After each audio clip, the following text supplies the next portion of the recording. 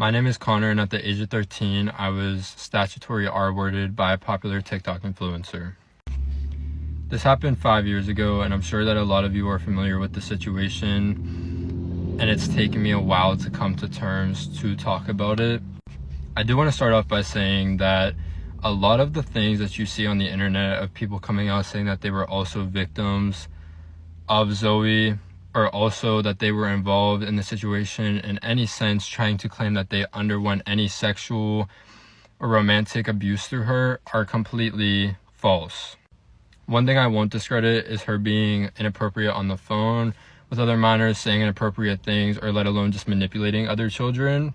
But I can confidently say that the extensivity that it got to with me, it has been with just me and no other children. It's taken me a very long time to talk about this solemnly because of the backlash I have received from the media, because I still am in high school and I still am a minor. But third of all, because I was trying to press legal action against her and I didn't want my case to be tampered with due to my social media posts.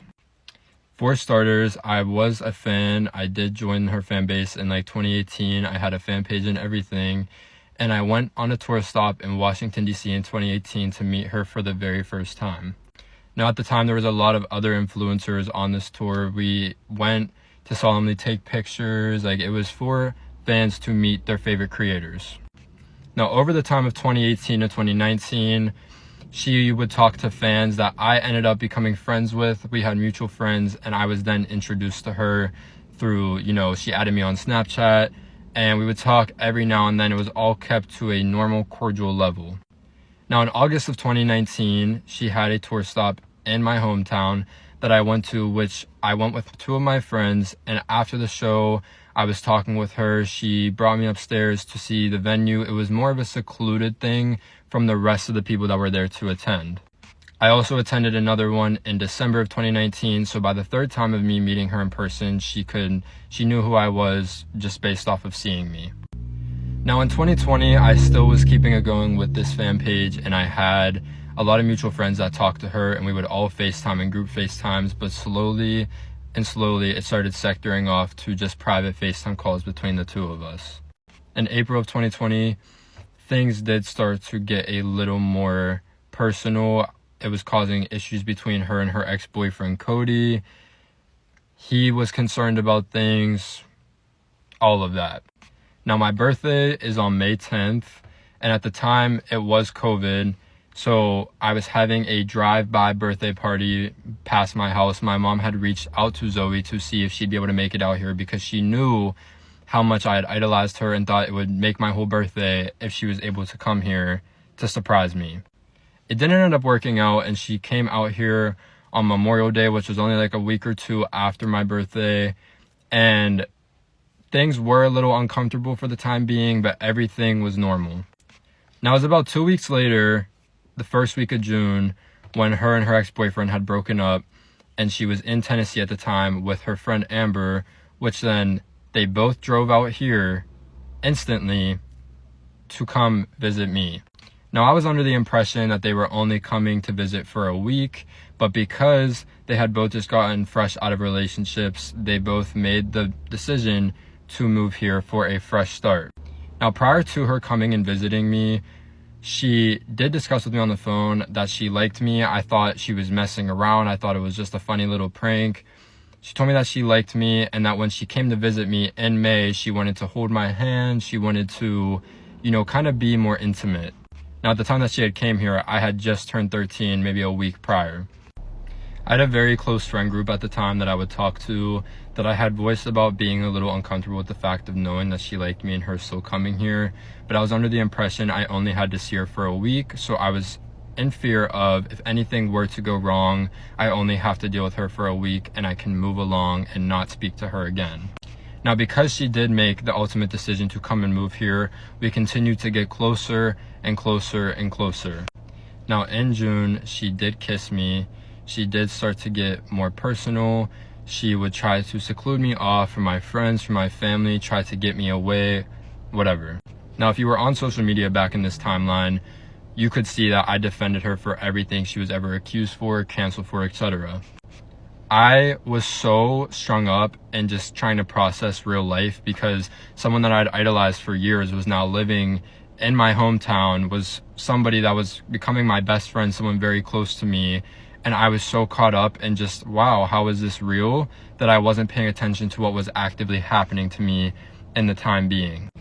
Now, she kissed me, and as time went on, things started picking up to a worse and worse level. She would engage in sexual conversations with me, sending me pictures, calling me on the phone, doing things on the phone with me, etc. Now keep in mind, I still was very highlighted by the fact that this girl was in my life, because it was a surreal thing to me that I was too afraid to speak up and have her hate me and wonder where things would end up. And a lot of people ask where my parents were at this time, but growing up, I've been bullied all throughout middle school ever since I was younger. I didn't have a lot of friends, so straight off the bat, my parents thought that this was a good thing, and seeing how happy it made me from the start, that they thought that it would be a good thing for us to become friends and for us to be hanging out, whatever. There was obviously a lot of restrictions on things. My mom would question things at times. She never thought that it was not weird, but I gave her that reassurance that things were fine. Now, I specifically remember there was one specific day that we were hanging out and I was at her house, and she had kind of just thrown herself on top of me and asked me if I was ready. My heart was beating super fast, and I still specifically remember her asking me, "Are you okay? Like, your heart's beating super fast, are you okay?" And I was in a moment of shock. I never thought things would ever evolve to this level. This girl had 20 million followers. I knew she had a career on the line. I always told myself she would never, ever do anything to mess with her career or ruin her career. In this moment, I was in a state of shock. She asked me if I was okay and if I wanted to, and I responded with yes, although my body language was very obvious that I was uncomfortable with the situation. This was a continuous event that continued to happen over and over again. And when things were publicized back in October of 2020, I had talked to authorities and I lied to the police for her. Now, back in October of 2020, when things were publicized on the internet, I did talk to authorities and I did lie to the police because I was heavily manipulated and I was still in a sense of trying to protect her. She had gotten into my brain so deep that she had told me if she went to jail for what she did, that she would off herself. And being only 13 years old, and again, this is someone you idolize and you look up to, that is going to mess with your head. After this, they thought it wasn't a threat, they moved along, and Zoe still tried to pursue a relationship with me because she thought she was in the clear. She would make fake Snapchat accounts to contact with me. My mom cut off contact with us, and she would still make accounts to have desires to speak to me. Now, after this incident, it has been 5 years, and I was bullied out of school, I was harassed, I was assaulted, my family was harassed, I had false CPS reports, my house has been attempted to be swatted, my address was leaked. I've had to face so many repercussions because of this girl. Now, I want to make it clear that I have tried to come out about my story and seek legal justice since then, and they have made every excuse they possibly could to not give me the justice that I deserve. I showed up with receipts, I showed up with proof, I showed up with everything, and they still did not want to believe me. The authorities had told me straight to my face that they had thought this was all conducted under a publicity stunt and we were doing this for views and attention, completely disregarding the straight laws and the straight proof that was right in front of their face. My case was dragged out for almost a year of just back and forth between we can do something, we can't, we can, we can't. It's a very deteriorating feeling, though, to still face repercussions for a situation I was a victim in from 5 years ago, still to this day, while the person is walking free and can't even take the accountability to own up to what she did to me.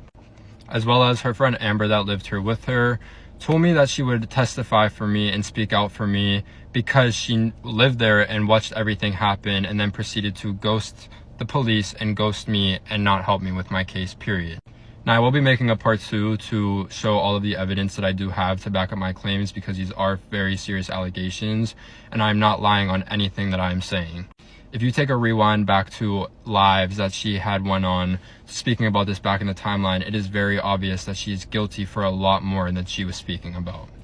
I do appreciate all of your guys' support throughout the past years, and I'm sorry for all the time that it has taken, but it has taken me a lot of courage and time to finally be at peace to speak up about this while I'm still facing therapy after 5 strong years.